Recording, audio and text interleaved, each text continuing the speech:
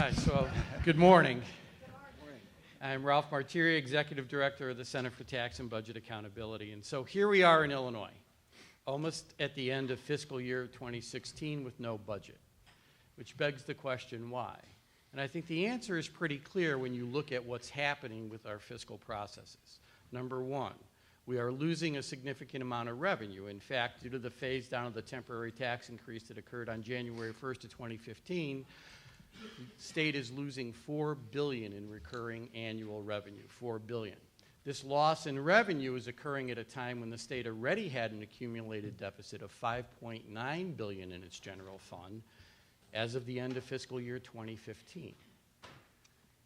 That creates a pretty complicated matrix for putting together a budget, because if you just adjust for inflation and population growth, there simply isn't adequate revenue to continue making the investments the state did in 2015 in core services, again in 2016 or 2017.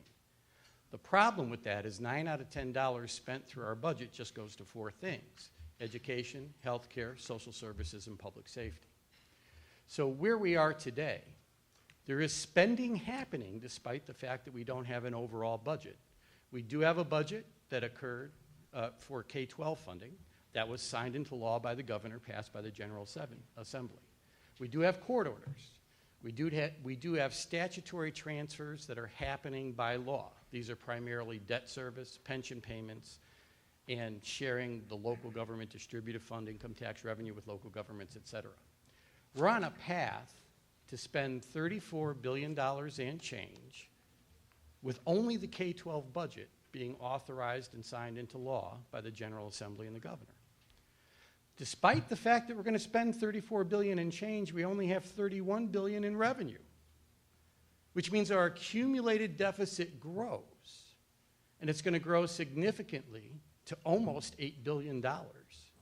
And that's if we continue on a path that completely defunds higher education, $1.9 billion, and results in significant cuts to social services, somewhere in the $400 or $500 million range. Those are real problems that impact real people's lives. And at this juncture, frankly, it's incumbent on the General Assembly and the governor to do what we elected them to do, and that is govern. And there is no more important task of those we elect to govern than setting a budget which invests in the priorities of those core services and meet the needs of our population.